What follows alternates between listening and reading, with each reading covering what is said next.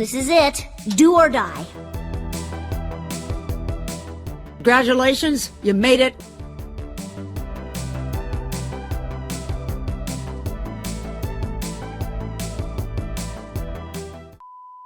Apa kabar semuanya? Jason di sini dan selamat datang di channel YouTube saya Back to School Insight. Kamu ingat nggak kalkulator grafik lamamu? Saya ingat hari dimana saya bilang ke orang tua saya ketakutan banget waktu saya tahu tentang ini. Saya coba cari celah dengan berbagai cara supaya bisa lolos dari predicament 1 bersama dengan jutaan anak lainnya yang juga harus menghadapi ini. Telapak tangan saya keringetan, perut nggak enak, saya menghadapi momen yang parah banget waktu saya harus memulai pembicaraan yang bisa berujung pada sore yang penuh bencana.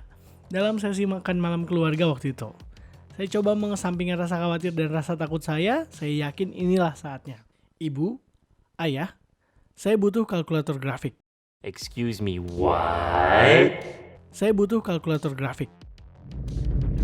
Ini adalah komitmen senilai $100 lebih yang dibuat oleh keluarga di seluruh Amerika setiap tahunnya. Kadang beberapa kali kalau mereka kurang beruntung. Bahwa kalau mereka ingin anaknya sukses atau seenggaknya lolos di garis batas aman dalam kelas matematika dan sains, mereka harus beli sebuah kalkulator grafik untuk anak mereka.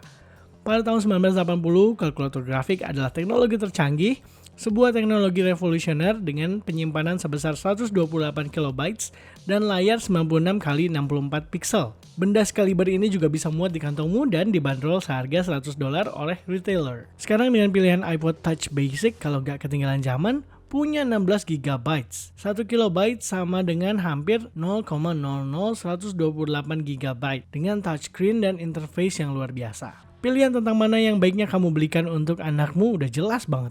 Tapi sayangnya sensible choice ini kalah dengan ketinggalan zaman dan barang elektronik sederhana yang mampu melakukan hal serupa dengan baik melalui aplikasi yang beredar di pasaran saat ini. Sebelum kita lihat kejatuhan dari pengaruh global TI di sektor pendidikan, kita harus lihat bagaimana Texas Instruments bisa hadir, bisa jadi perusahaan yang powerful, dan kenapa kalkulator mereka hanya jadi side project kecil-kecilan dari perusahaan.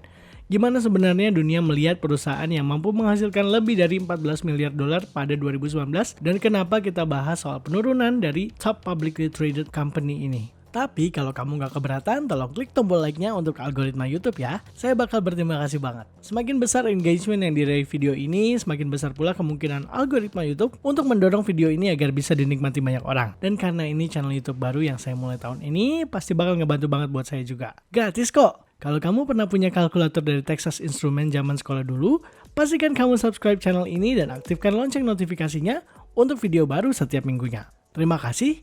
Yuk kita lanjut bahas jatuh bangun TI Graphing Calculator. Sejarah Texas Instruments. Lahir dari sebuah event reorganisasi pada 1951, perusahaan yang berbasis di Dallas ini meraih dominasinya dengan memproduksi semiconductor dan integrated circuit atau yang lebih dikenal dengan microchip untuk konsumennya di seluruh dunia. Sekarang mereka dikenal sebagai perusahaan semiconductor yang mendunia dengan memegang 45.000 paten. Pada tahun 2005, ada sekitar 150 paten milik Texas Instruments yang berasal hanya dari top selling calculator mereka. Mulai dari paten untuk miniatur electronic calculator yang diberikan pada Juni 1974, hingga pada bulan November 2004 yang terkait Shading of Inequality on a Graphing Calculator. Texas Instruments telah merajai dunia kalkulator selama lebih dari 30 tahun.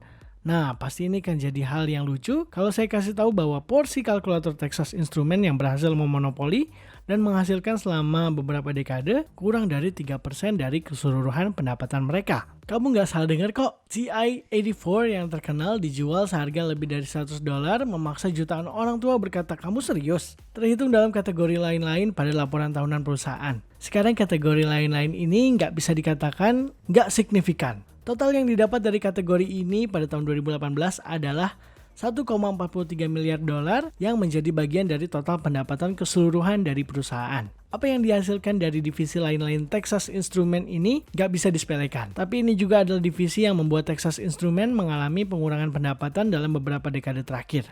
Gabungan dari kompetitor, aplikasi internet gratis, dan metode pengajaran alternatif telah secara perlahan menyingkirkan monopoli Texas Instruments yang secara efektif menahan kompetitor lainnya dalam waktu yang cukup lama. Walaupun penurunan penjualan kalkulator mungkin tidak terlihat signifikan untuk perusahaan yang mempunyai 13 miliar dolar lewat main assets-nya, momentum dari iklim kalkulator terkini menunjukkan bahwa Texas Instruments mengalami penurunan penjualan instrumen yang mungkin mengkhawatirkan bagi jajaran eksekutif di Departemen Pendidikan. Perusahaan dilaporkan kehilangan 800 juta dolar pada 2013 sampai 2014. Cukup signifikan jika dibandingkan dengan tahun 2011 sampai tahun 2012. Kenapa orang-orang masih pakai graphing calculator? Bagaimanapun, pandangan masa depan dan bisnis model Texas Instruments dengan teknologi mereka yang ketinggalan zaman dan harga yang lumayan mahal telah membuat mereka bertahan di pasar kalkulator selama beberapa dekade terakhir dengan membayar penerbit buku teks populer seperti McGraw-Hill agar memasukkan latihan yang melibatkan latihan penggunaan kalkulator Texas Instruments dalam bukunya. Mereka dapat masuk ke dalam soal latihan yang membutuhkan kalkulator grafik standar TI-84 di pekerjaan rumah dan tugas dalam kelas. Lewat kesepakatan dengan buku teks ini, TI memaksa pengajar untuk familiar dalam mengoperasikan peralatan ini sehingga mereka bisa mengajarkan murid-muridnya agar mengoperasikan kalkulator ini dengan baik supaya mereka bisa mempersiapkan diri dalam menghadapi tes dan ujian sekolah. Ditambah lagi, para eksekutif dan sales dari Texas Instruments punya kebiasaan untuk mendekati para pembuat soal ujian seperti AP, SAT atau ACT, dan mereka berusaha menjauhkan produk lainnya dari model tes seperti ini. Para eksekutif semakin kreatif dengan teknik isolasi dengan mendanai para pelobi untuk mempengaruhi agar Departemen Pendidikan selama lebih dari 4 tahun dimulai pada tahun 2005 untuk melarang semua alat-alat teknologi dengan keyboard, sambungan internet, dan touchscreen untuk memasuki area tes. Dengan ini, Texas Instruments mendapatkan monopoli mereka sebagai kalkulator kelas dan menandatangani kesepakatan untuk kesuksesan mereka. Penentangan graphing calculator. Seperti yang sudah disebutkan sebelumnya, monopoli ini hanya bernilai 3% dari TI Franchise and Holdings. Terdengar nggak begitu signifikan kalau dibandingkan dengan keadaan sesungguhnya? Monopoli ini adalah sebesar 93% dari keseluruhan pasar kalkulator, memastikan bahwa keuntungan Texas Instruments tetap nggak akan terkalahkan dan nggak akan tersentuh dengan koneksi dan kontrol mereka yang ada pada sistem pendidikan. Cengkeraman yang dimiliki Texas Instruments di pasaran tetap berjalan efektif selama bertahun-tahun dengan meraih guru, sistem sekolah, dan produsen buku teks agar membeli teknologi mereka. TI langsung melejit, walaupun terdapat protes dari orang tua dan beberapa pengajar tentang harga kalkulator yang kurang memperhatikan masyarakat berpenghasilan rendah, pasar malah makin berkembang pesat. Aksi ini dari pengajaran di ruang kelas hingga kebutuhan sistematika pendidikan memperkuat kedudukan perusahaan dalam pembelajaran sehari-hari, memaksa brand loyalty dari generasi ke generasi karena lobbyingnya yang efektif. Kebiasaan ini mengirimkan pesan yang jelas tentang bagaimana cara agar sukses di kelas pada masa kini. Itulah apa yang telah dianggap oleh para pengajar dan perusahaan sebagai alat untuk sukses di ruang kelas masa kini. Saat kompetitor dan inovator melihat monopoli Texas Instruments, banyak bendera merah yang mulai muncul dan ilusi dari apa yang dianggap normal perlahan runtuh pada saat orang-orang mulai memperhatikan. Sebuah contoh, kompetitor Texas Instruments, Casio, memproduksi kalkulator dengan teknologi yang mirip atau bahkan lebih maju dengan harga yang berbeda. Model terbaik mereka harganya $80 dan model best selling mereka jika dibandingkan dengan TI-84 yang dibutuhkan dalam kelas Algebra 2, harganya cuma $50 aja dibandingkan dengan produk TI yang harganya $100. Dan mereka tetap dapat profit.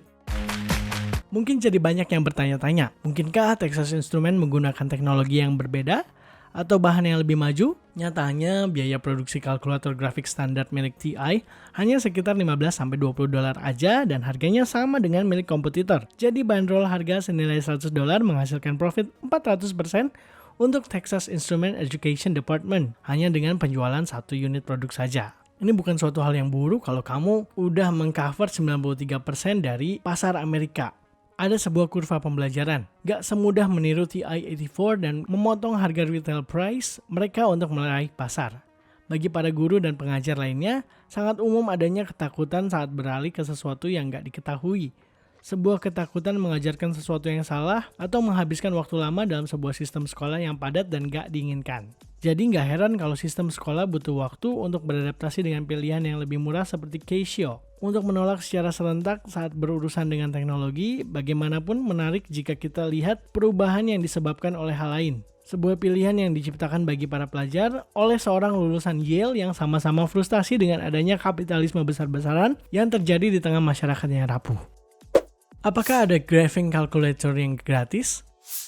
Dan bagaimana jika pilihan kedua ini benar-benar gratis? Ya, kamu nggak salah dengar, 100% gratis untuk digunakan oleh siapa saja. Ini adalah saat di mana Desmos membuat lonjakan terbaru. Desmos adalah sebuah aplikasi yang bisa di-download ke device apapun yang kamu punya.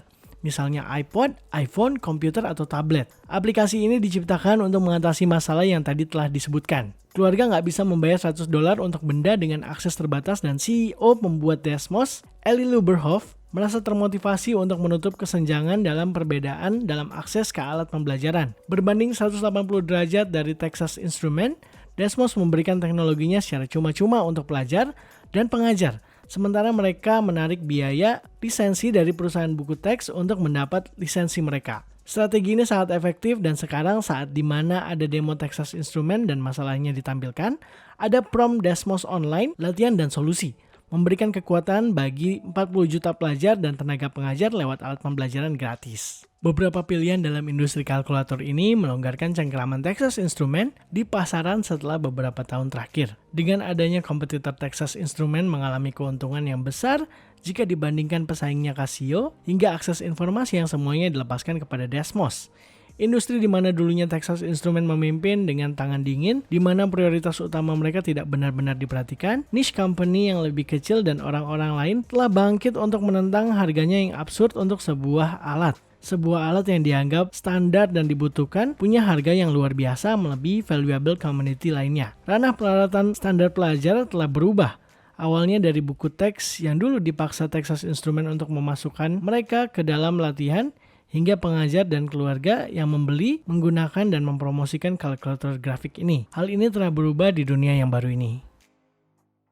Walaupun 90% pengajar masih menggunakan kalkulator fisik seperti kalkulator grafik TI-84, kita bisa lihat peningkatan aplikasi telepon seluler atau tablet. Bahkan penggunaan online meningkat 6% terkait bagaimana orang-orang menyelesaikan soal matematika dan sainsnya. Angka ini dihitung sebelum pandemi tahun 2020 dan meningkat pada masa pembelajaran online. Walaupun ada perubahan dramatis di sektor pembelajaran, kita nggak punya data untuk dibandingkan dengan tahun sebelumnya.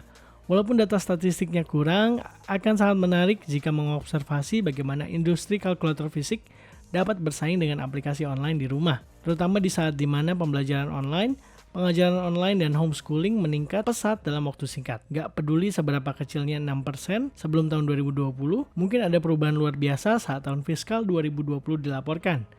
Jika dilihat bagaimana 2020 telah berdampak pada pembelajaran, Texas Instruments dilaporkan mengalami penurunan sebesar 35% pendapatan sejak tahun fiskal 2014.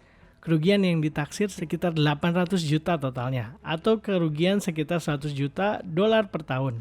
Jadi walaupun ini bukan penurunan yang dramatis bagi perusahaan seperti yang telah kita lihat, terutama mengingat adanya penurunan besar seperti Kmart dan brand retail lainnya, terdapat bukti bahwa Texas Instruments sang tangan besi mengalami penurunan di pasaran, mengurangi profit investasi perusahaan lainnya sebanyak 3%. Walaupun masih ada sumber lainnya sehingga perusahaan ini tetap utuh, namun sedikit terpengaruh dengan penurunan penjualan kalkulator. Perubahan signifikan industri ini membuat populasi mencari-cari aplikasi hebat lainnya yang akan memonopoli demografi pendidikan dan mengkapitalisasi pada area yang membutuhkan peningkatan. Terima kasih banyak sudah menonton video saya. Ada proses riset dan produksi yang signifikan demi menayangkan video ini, karena ini adalah channel YouTube baru yang saya mulai tahun ini. Kalau kamu suka video seperti ini, klik tombol subscribe dan aktifkan lonceng notifikasinya ya. Kalau kamu belum lihat, coba deh tonton video saya tentang The Rise and Fall of Wubu dan The Rise and Fall of LA Gear. Seperti biasa, stay happy, stay healthy, dan stay tune untuk episode lainnya dari Company Insight Indonesia minggu depan.